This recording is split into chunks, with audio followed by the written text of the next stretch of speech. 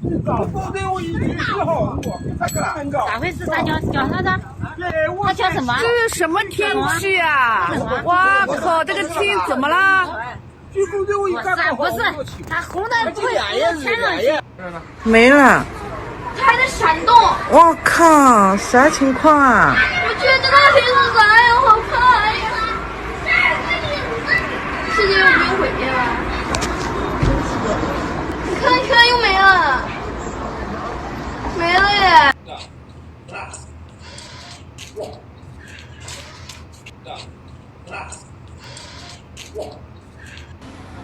这天，这天要塌了。对啊，怎么这么红呢？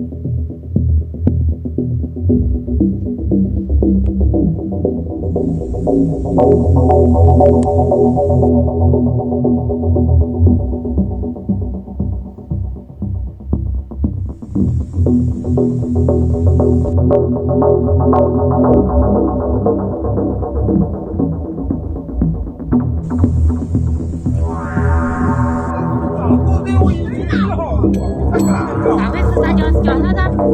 他叫什么？这是什么天气啊！哇靠，这个天怎么了？不是，他红的不会天上去。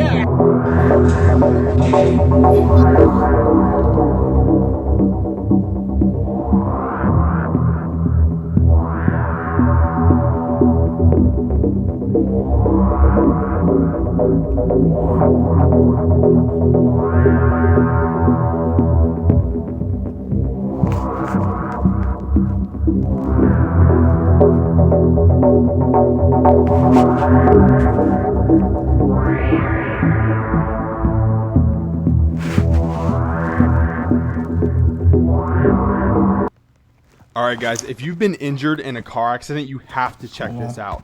So, I just got...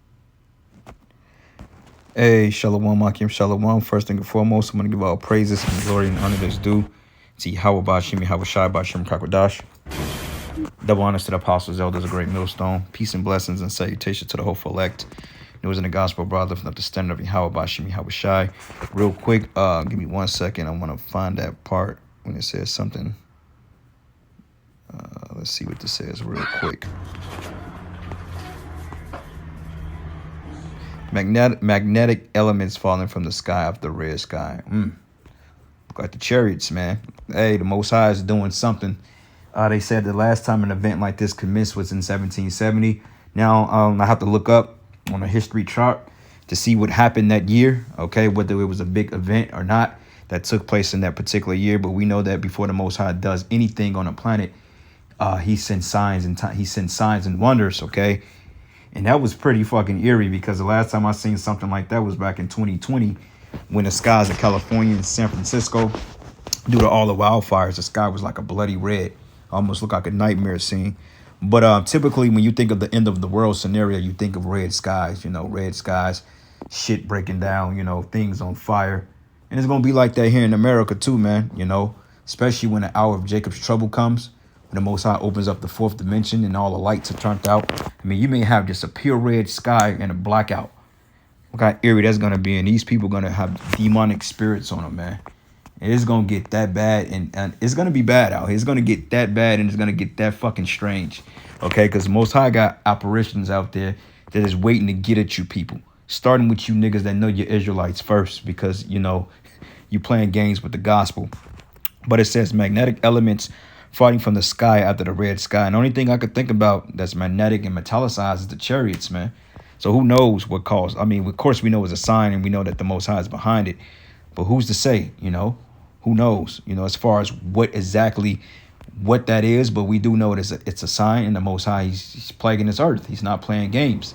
Okay, and of course Esau will want to try to put some type of scientific explanation behind it, but it ain't nothing scientifically that can describe this. Okay, it's just straightforward. You know, Yahweh Shimi Hawashai is doing a wonderful work, and it's just gonna continue to increase until you're fully immersed in these plagues. Because hey, remember what the Most High did to Egypt.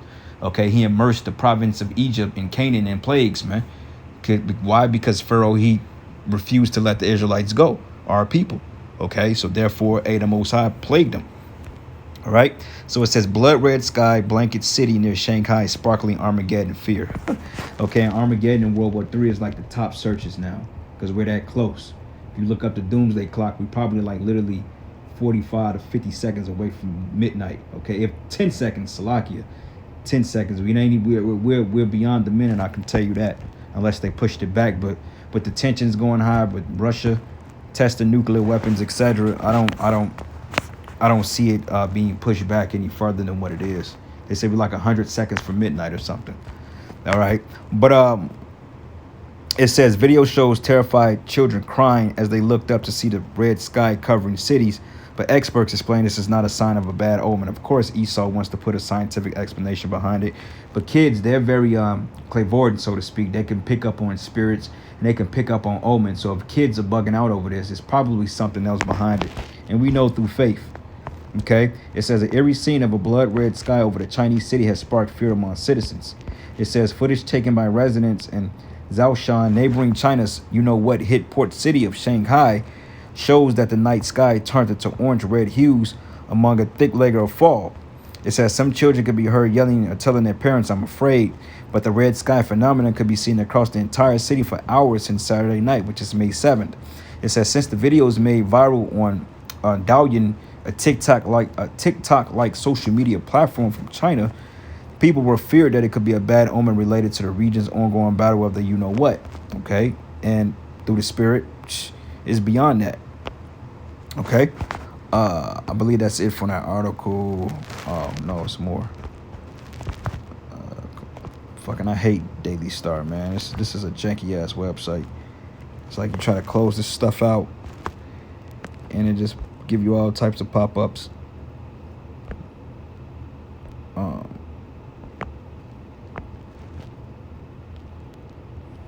It says it's blood red color that doesn't look good at all. One mention in 1 second wrote, "There's going to be an earthquake in 7 days."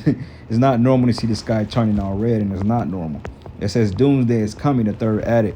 But others tried to brush off negative thoughts and said the red color represents their country, suggesting vitality, good luck, and prosperity. See, and this is what these people are using to hold on to whatever folly that they got left in the tank, because everybody in their spirit knows that something is getting ready to happen. Okay, this shit is getting ready to crash all around. Okay, the plagues are hitting on all sides, man, including Babylon. It says Zhoushan's meteorological bureau has since responded, of course, to the speculations and clarified that it wasn't anything supernatural. But yesterday was quite foggy and clouds were forming at a low altitude. This is a phenomenon caused by light refraction. Okay, but if that's the truth, that's happened several times. Why was the last time that this was reported was back in the 1700s? Okay, if that is true, what this guy is saying, why the hell have this not happened every season, every spring season? Because, hey, clouds and fog, that's pretty common in the springtime, okay? Especially a lot of rain. So why the hell is this the first time that this has commenced in, damn near over 200 years?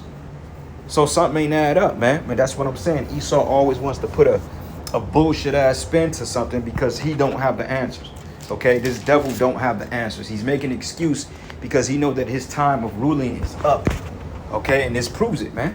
We don't give a damn what you're trying to stave off and think that you're twisting, bro. You're done. Get over it. It says, according to the state-owned media CCTV, a local fishing company confirmed that the light refraction came from one of their fishing boats. Really?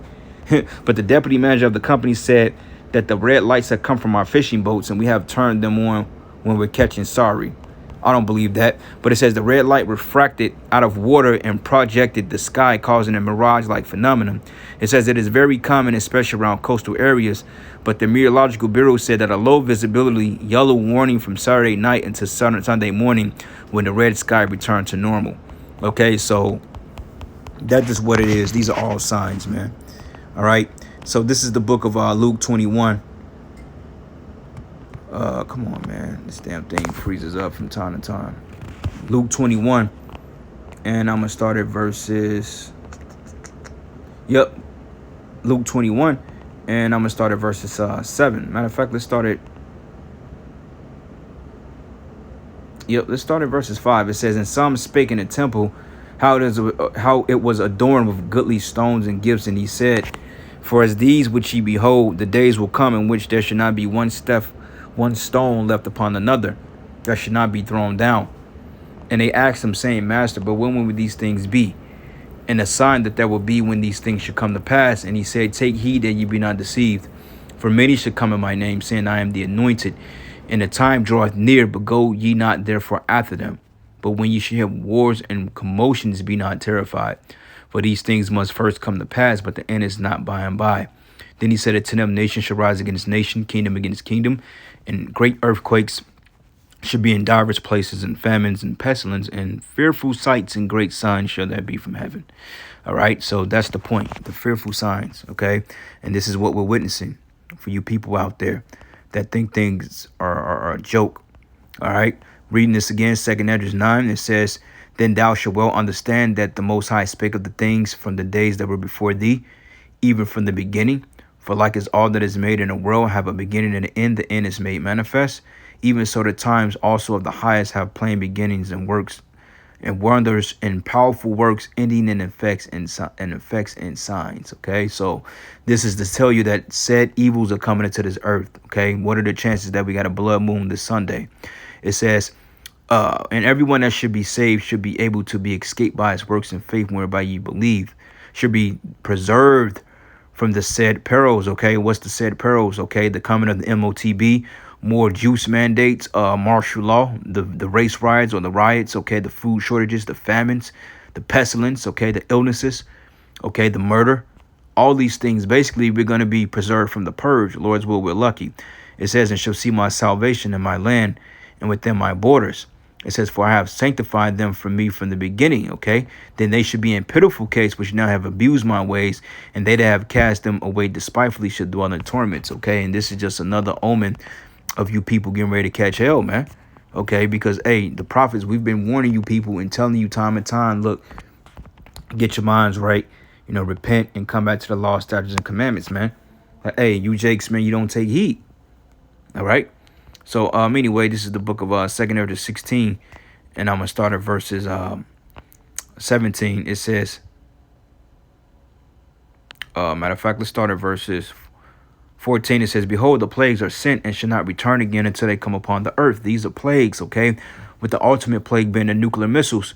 It says, the fire is kindled and shall not be put out to the consume the foundation of the earth, which is the missiles. And like as an arrow which is shot of a mighty archer returneth not backwards, even so the plague shall be sent upon the earth, shall not return again. Okay, woe is me who would deliver me in those days.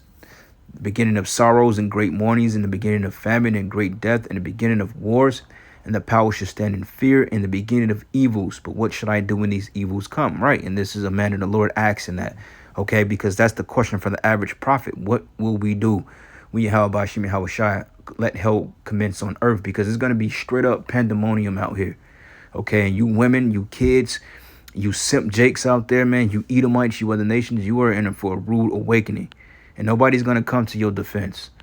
All right. And it says, behold, famine and plague and tribulation and anguish are sent as scourges for a minute. But for all these things, they should not turn from their wickedness, nor always be mindful of their scourges, man. Right. Because these people, they're not going to they're not going to look for, okay, we ain't doing nothing wrong. They're going to still be in their folly. Okay. Verse 37, it says here, behold, the plagues draw nigh and are not slack. Right. They're not slacking. As when a woman with child in the 9th month bringeth forth her son, with 2 or 3 hours of our birth, great pains compares our womb, which pains when the child cometh forth, they slack not a moment. Even so shall the plagues be slack to come upon the earth. not be slack to come upon the earth. And the world should mourn, and sorrow should come upon it on every side, man, meaning from China, Japan, North Korea, America, South America, Africa, Antarctica, Canada, the UK, Europe, Russia. All these places are going to get hit with some form of plague or another. It says, and O my people, hear my words and make you ready to thy battle. And in those evils be even as pilgrims upon the earth. Okay, so we're going to have to move around. Ain't going to be no sitting still like a sitting duck. No, we're going to have to move around, bro. Because it's going to get bad. All right, you ain't going to be able to just sit in your crib and wait this thing out. You're going to have to move around, follow the spirit. All right, and that's just what it is. Okay. 2nd Edges 15, and I'm going to start at verses 26. It says, for the Lord knoweth all them that sin against him, and therefore delivered he them unto death and destruction. Okay, you people are getting ready to be delivered into destruction, man. You people are getting ready to drop dead from the various plagues that's going to commence on the earth. For now the plagues are come upon the whole earth, and ye should remain in them, okay? Because this shit ain't going to let up. That's why we told you that C-19 is going to come back, and they're going to continue to push that draconian shit. Okay, because this is the method that they're using. Like we mentioned 2 years ago when it came, we said Esau has everybody where he wants them. So what will be the point of lighting up on this? No, he's going to continue to put the squeeze on the people. Why? Because that's part of his plan, part of the Lord's plan. It says, for God should not deliver you because ye have sinned against him. Okay, behold, a horrible vision and appearance thereof from the east. And red represents war. Okay, death. Okay, bloodshed, evil. Okay, as well as red is a beautiful color and can be represent things positive. But overall, when you think of red, you think of something aggressive and something that's telling you to be cautious of. That's what you see when you see. If you see a red snake, you ain't just gonna pick the motherfucker up. You wanna wait a minute. He's red for a reason, man. Okay, so that's just what it is. Red has a peculiar spirit behind it. When you see red, it gives a beautified color.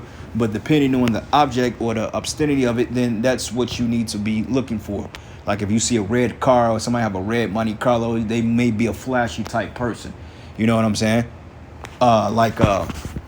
Simple. I'm gonna use a simple example. In Street Fighter, right? You got Ken and Ryu, right? Ken wore the red gi. Why? Because Ken was more of a flashier fighter. He was more flashy. And he was more flamboyant and he was quick. He was fast. He was fucking. His spiritual power was fire at that. That's why that's actually my favorite character in the Street Fighter game was Ken. But he's flashy, he's quick, okay, and his ultimate power is fire, okay. But that's why they chose to put Ken with a red gi, and he has a more aggressive fighting style. Ryu, he has a white gi. Ryu's more laid back, patient, and powerful. You know what I'm saying? Which white is a beautiful color, but he's more tranquil and patient and powerful. When Ryu strike your ass, you gonna feel it. But when Ken coming at you, you're going to see it.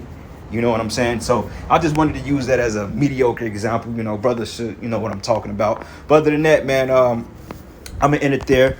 Another precept we can read is down here on 2nd Edges 15 going into Asia, okay? And thou, Asia, art partaker in the hope of Babylon, and thou art glory of our person. But woe be it to thee, thou ratchet, because thou hast made thyself like unto her, and hast decked thy daughters in the whoredom, that they may please and glory in thy lovers, which have always desired to commit whoredom with thee. Okay, so verse 49, it says, I will send plagues upon thee, widowhood, poverty, famine, sword, and pestilence, to waste thy houses with destructions and death. Okay, so the Most High is getting ready to humble you fucking gooks, man. All right, he's finally getting ready to humble you Jeepers Creepers, man. That's basically calling a gooka nigga. Okay, a Jeepers Creepers, man. Anybody ever saw that movie with that I think he was like a phoenix demon or something like that. He was basically ritualistic and had a lot of ties to the Northern Kingdom. That's why he looked like a black ass Jake, but that was another name that they called Chinese people. I guess like Jeepers Creepers or some shit. All right, that's like calling them a nigga. It's like basically calling them a gook. All right, but anyway, I'm going to end it there, giving all praises and glory and honor that's due to Yahweh Ba'ashim Yahweh Shai. And with that, Shalom and a Baba Ball.